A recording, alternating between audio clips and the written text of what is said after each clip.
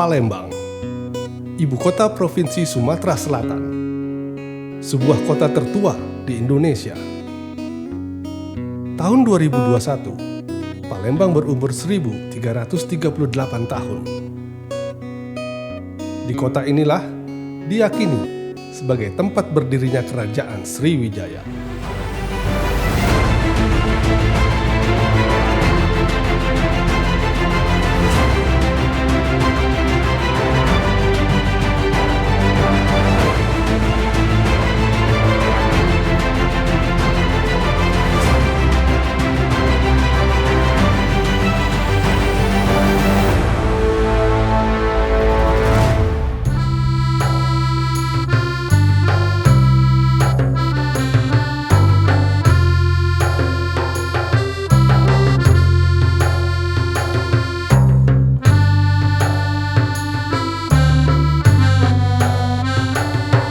Bukti tertua dari keberadaan kota Palembang di masa Sriwijaya adalah berita Ixing, dan tentu adalah temuan dari prasasti-prasasti yang ada.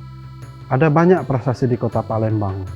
Salah satunya adalah prasasti Kedukan Bukit yang dianggap sebagai proklamirnya atau proklamasinya Sriwijaya di kota Palembang. Kemudian bukti-bukti ini juga bisa menginterpretasikan bahwa Sriwijaya atau kota Palembang pada masa Sriwijaya adalah pusat utama dari Sriwijaya. Ini ada prasasti Kedukan Bukit, kemudian prasasti Telaga Batu, dan prasasti Kota Kapur, yang salah satunya ada yang di belakang kita, prasasti Telaga Batu. Lalu kemudian di utara itu ada prasasti Karangbirai yang ada di Jambi. Kemudian ada prasasti Kota Kapur yang ada di Kota Bangka, dan kemudian prasasti Palas Pasema yang ada di Lampung. Nah, selain prasasti-prasasti ini, di Palembang juga kaya akan berbagai temuan-temuan arkeologis lainnya. Salah satu adalah bangkai kemudi yang ada di pesisir timur Sumatera. Kemudian temuan-temuan ini juga diikuti oleh temuan-temuan lain yang disebut harta karun Sungai Musi, seperti guci-guci, keramik-keramik, dan kemudian mata uang kuno, bahkan mata uang negara asing. Ini membuktikan bahwa kota Palembang pada masa Sriwijaya itu adalah pusat perdagangan dan merupakan entry food utama, di mana entry food ini adalah kota dagang. Artinya Sriwijaya berkembang menjadi kota dagang yang didatangi oleh banyak pedagang asing, baik dari Cina maupun dari Arab dan dari India. Jadi semua jalur perdagangan yang ada di utara yang melewati jalur Cina, kemudian India ke Timur Tengah, demikian juga sebaliknya, itu harus mampir dan harus berdagang di kota Palembang sebagai entry food yang terletak di tengah-tengah.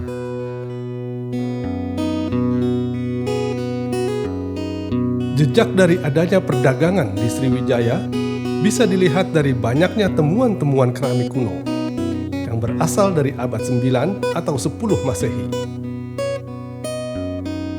Guci dan banyak temuan lainnya ini membuktikan bahwa perdagangan pada masa itu sangat ramai. Komoditas utama pada masa Sriwijaya ini selain tentunya beras, kemudian kayu-kayu aromatik seperti gaharu, kemudian barus, kemudian kemenyan, damar, dan kayu-kayu aromatik lainnya. Salah satu juga suplai dari munculnya perdagangan rempah. Perdagangan rempah ini tercipta, ada dua hal yang mendukungnya. Pertama, perdagangan dari dalam, dari daerah-daerah uluan yang merupakan penghasil rempah-rempah di daerah uluan. Kemudian juga ada topangan atau perdagangan dari Nusantara yang datang mulai dari Indonesia Timur, dari Maluku, sampai ke Sriwijaya. Jadi semua perdagangan di Nusantara pada waktu itu berpusat di Sriwijaya. Nah, daerah-daerah uluan ini banyak yang menghasilkan rempah-rempah. Misalnya lada atau merica di Palembang itu dihasilkan hampir dari seluruh daerah Sungai Komering, kemudian dari Sungai Musi, dari Linggau, Rawas, kemudian juga ada yang dari Lematang. Kemudian ada kayu manis. Kayu manis ini datang dari dataran tinggi Pasema, kemudian dari Sungai Lematang menuju kota Palembang. Demikian juga berbagai komoditas-komoditas lain seperti cengkeh, kemudian pala, itu datang dari berbagai sungai-sungai seperti Sungai Ogan, kemudian Sungai Musi dan sebagainya. Ini yang kemudian memperkuat adanya perdagangan rempah-rempah di kota Palembang pada masa Sriwijaya pada waktu itu.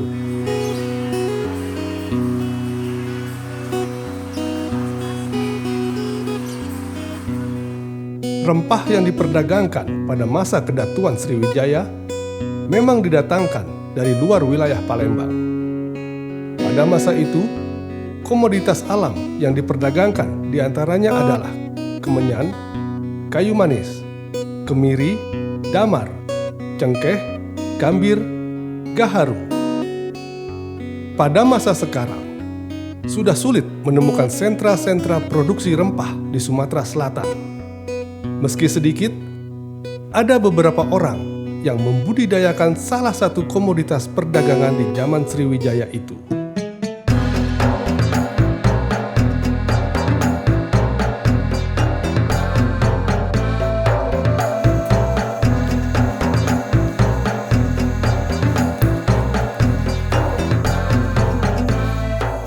Kalau yang pernah saya baca ya, gaharu di zaman Sriwijaya itu memang salah satu komoditi perdagangan mereka. Selain dia menguasai Selat Malaka, hasil hutan dari wilayah-wilayah kekuasaannya itu banyak diperdagangkan dan banyak dicari oleh para pedagang-pedagang dari Cina, India, dan Arab.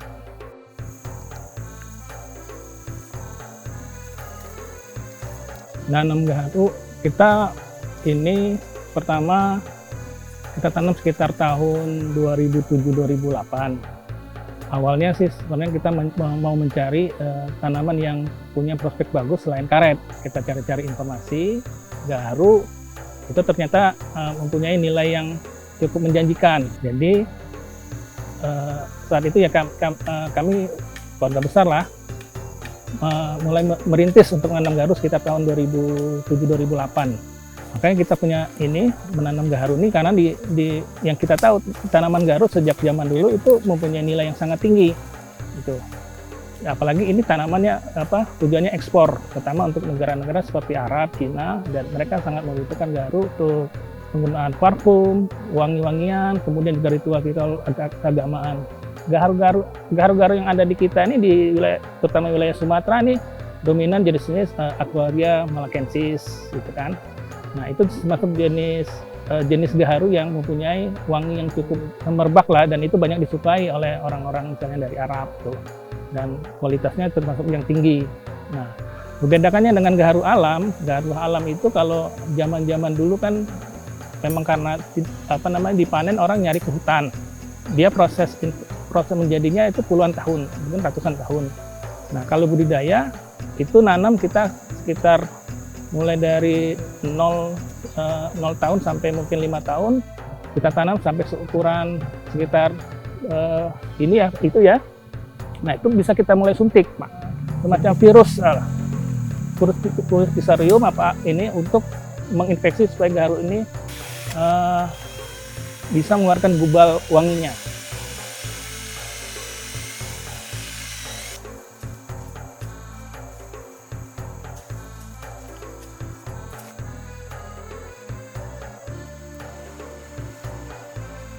Olahan gaharu ini yang pertama ekspornya bisa dalam bentuk kayak bentuk kepingan-kepingan, atau juga bisa nanti menjadi suatu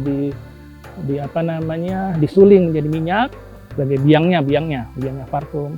Kemudian ya bisa juga diekspor ke negeri Arab yang biasa untuk ritual keagamaan, termasuk juga untuk di Cina itu kan ritual keagamaan juga, di India gitu.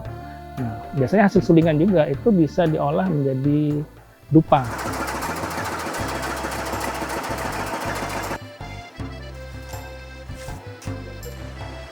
Jalur perdagangan yang dikuasai Kedatuan Sriwijaya membuat banyak kerajaan lain ingin menguasai jalur perdagangan Asia Tenggara itu. Menguasai jalur perdagangan adalah kunci utama kemakmuran negeri. Maka pada abad ke-11, pasukan kerajaan Chola dari India datang menyerang Sriwijaya. Tanpa perlawanan berarti, kerajaan Chola berhasil merebut kekuasaan Sriwijaya. Sriwijaya jatuh.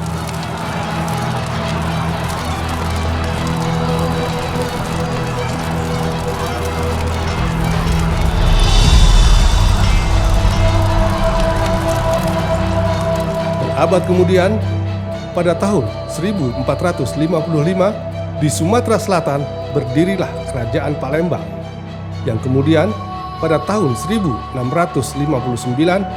menjadi Kesultanan Palembang Darussalam.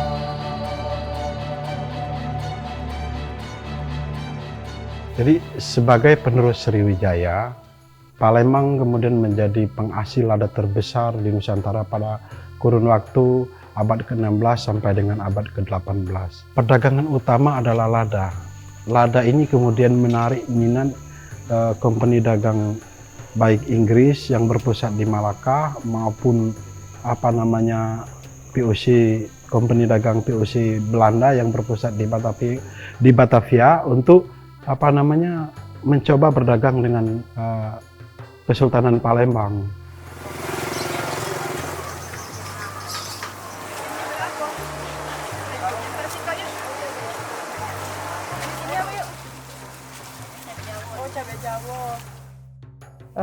Dari bukti-bukti piagam gitu banyak sekali itu dikeluarkan oleh Sultan-Sultan Palembang itu, dan yang itu tertua itu dari tahun 1668 kalau nggak salah, yaitu dari masa pemerintahannya Sultan Abdurrahman gitu. Nah itu layang-layang piagam ini isinya semacam peraturan undang-undang yang dikeluarkan oleh Sultan penguasa di Palembang kepada para penguasa yang ada di daerah uluan gitu. Nah itu hampir semua layang piagam ini berisi tentang aturan tanam lada gitu ininya.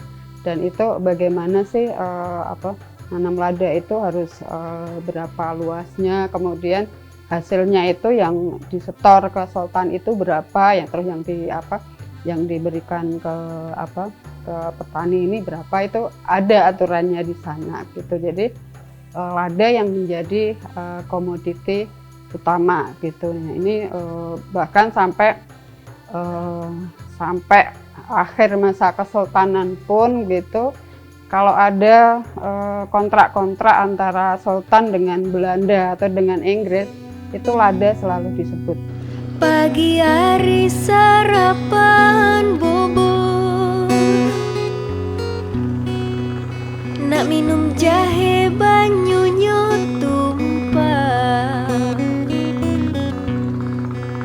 sangkan dikato tanahnya subur, karena banyak tumbuh rempah-rempah.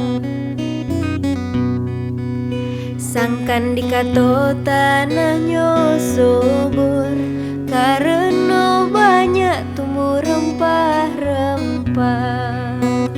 Allah kebacanya be.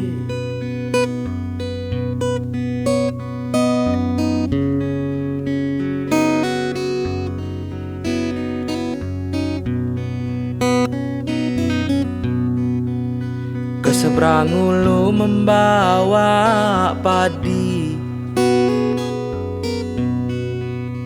nyeberang musil. Pada zaman Kesultanan Palembang Darussalam, perdagangan rempah mencapai masa keemasan dengan lada sebagai primadonanya. Para pedagang yang datang dari berbagai negara itu biasanya menetap sementara di kota Palembang. Mereka menetap lama untuk memperbaiki kapal sambil menunggu cuaca bagus untuk berlayar. Lah bener pula, Mang. Jadi hidupnya perdagangan yang melibatkan bangsa Arab dan kemudian orang-orang Cina di kota Palembang, menyebabkan orang-orang ini diberi tempat oleh Kesultanan. Terutama orang-orang Cina itu ditempatkan di sepanjang Rakit, di Sungai Musi.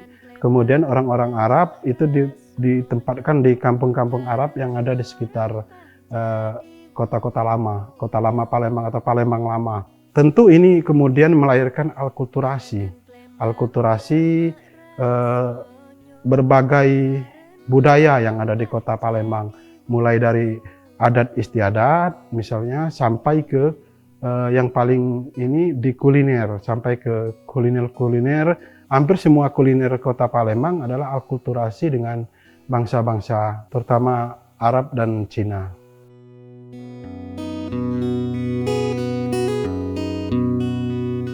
Jadi kontinuitas perdagangan di kota Palembang kemudian terus berlanjut di masa kolonial. Jadi ketika Kesultanan Palembang dikalahkan oleh kolonial Belanda di tahun 1821, komunitas-komunitas bangsa asing sudah banyak di kota Palembang. Nah, kemudian hal ini yang dilakukan oleh Belanda ketika mereka melakukan atau membuat kebijakan yang kita kenal dengan Wickenstelsel ya, artinya pembagian kampung berdasarkan etnis. Pertama mereka mulai mendaratkan orang-orang Cina dari semula di Rakit, kemudian didaratkan di sepanjang daerah seberang Ulu yang memang merupakan daerah kosong pada waktu itu. Jadi mulai dari daerah 7 Ulu sampai ke 9-10 Ulu. Ini merupakan komunitas orang-orang Cina di kota Palembang. Nah demikian juga dengan orang-orang Arab. Orang Arab ini bisa kita lihat dalam dua bentuk gelombang. Gelombang pertama adalah orang-orang Arab yang datang tanpa pihak wanita atau tanpa syarifah. Nah mereka ini biasanya merupakan komunitas Arab awal yang diakomodasi juga oleh Kesultanan untuk menjadi pejabat-pejabat di Kesultanan. Nah umumnya mereka ini ada di seberang Ilir. Lalu kemudian di masa kolonial juga ada komunitas-komunitas Arab yang merupakan para pedagang yang datang bersama kelompok syarifah di kota Palembang, sehingga kemudian mereka didaratkan juga, dibuat perkampungan Arab khusus mulai dari daerah 10-11 Ulu sampai ke daerah 13 dan 14 Ulu. Ini komunitas awal yang ada di kota Palembang sebagai bukti bahwa sebetulnya mereka ini adalah pendukung-pendukung perdagangan di kota Palembang.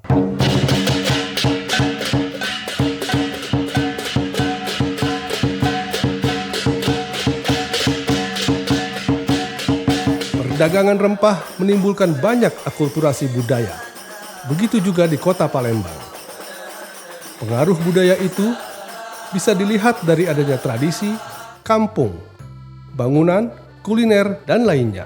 Nah, salah satu misalnya kalau dari perspektif komunitas Arab, terutama dalam apa yang di Palembang disebut dengan ngidang. Secara kuliner, teknik ngidang di Palembang itu sangat terpengaruh dengan pengaruh dari Timur Tengah, terutama untuk acara-acara adat seperti misalnya perkawinan dan persedekatan di Palembang. Ada penyajian nasi minyak yang di kota Palembang yang berbahan utama adalah minyak samin yang dicampur dengan berbagai rempah-rempah seperti cengkeh, kapulada, termasuk lada di dalamnya, sehingga ini kemudian menjadi budaya baru di dalam tradisi kuliner atau cara makan di kota Palembang. Karena bagaimanapun kan akulturasi itu pasti terjadi seperti itu, makanan, pakaian, terus misalnya tradisi pernikahan, musik, tari itu, saya yakin pasti ada pengaruhnya itu, dan itu memang tampak.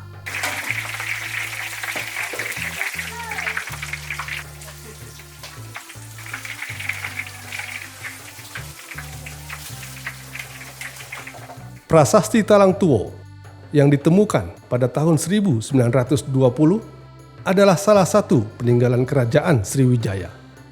Prasasti bertahun 684 Masehi itu mengatakan bahwa Raja Dapunta Hyang Srijayanasa membangun Taman Sri Ksetra, sebuah taman yang berisikan pohon-pohon kelapa, enau, pinang, sagu, dan kolam-kolam. Yang pada intinya, Taman Sri Ksetra adalah taman untuk kesejahteraan rakyat. Dari hasil penelitian menunjukkan bahwa di lokasi yang katanya itu Talang Tuo itu masih ada pohon-pohon yang disebutkan itu. Ini kan menjadi bahan baku bagi pempek. Pohon sagu menghasilkan sagu, pohon kelapa dan pohon enau menghasilkan gula merah, gula abang kalau kata orang Palembang. Jadi ini adalah bahan. Sebuah produk itu akan bertahan jika lingkungannya itu mendukung bahan bakunya. Ikan ada, melimpah ruah.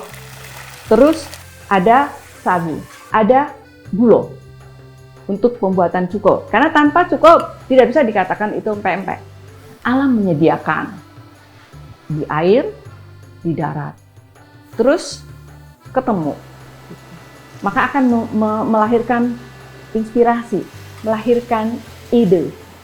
Maka dibuatlah produk itu. Makanya nama awalnya itu adalah klesang. Sagu, ikan dikles. Seperti itu. Dia bisa diiris-iris setelah matang menjadi empek-empek. Dia bisa diiris kecil-kecil, dijemur, maka dia menjadi kemplang. Jadi kemplang, kalau dia dipirik, dia menjadi kerupuk.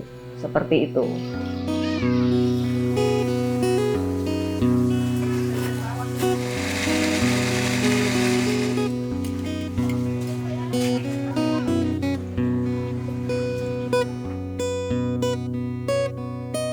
Pempek ini ketika dikomersialkan, kemudian yang mengkomersialkan orang-orang Cina itu dibuat dalam berbagai variasi. Jadi pempek ini kalau di masa kelasan itu dia dibuat dalam satu bentuk, yaitu pempek lenjer atau pempek panjang. Kalau dipotong dia menjadi kelempang atau kerupuk dikenal saat ini. Kemudian dia variasinya hanya dicampur atau dibuat dalam variasi kuah. Kalau kuah bening itu lebih dikenal sebagai model atau tekwan. Kemudian kalau dia dijadikan berkuah kuning, dia akan menjadi celimpungan.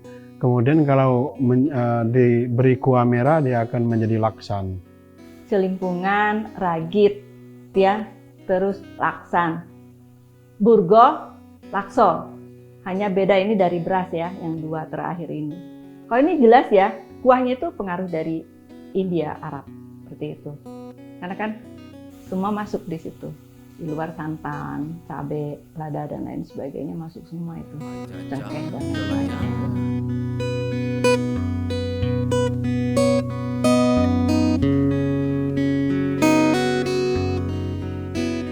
Disinilah mulanya peradaban. Jalur perdagangan rempah Sumatera Selatan membuat akulturasi budaya menjadi kebudayaan yang menguatkan kebinekaan Indonesia. Sebuah warisan leluhur yang harus kita banggakan, kita jaga dan lestarikan. Payo kita bersatu padu, menjaga budaya tetap lestari. Payo kita bersatu padu, menjaga budaya tetap lestari.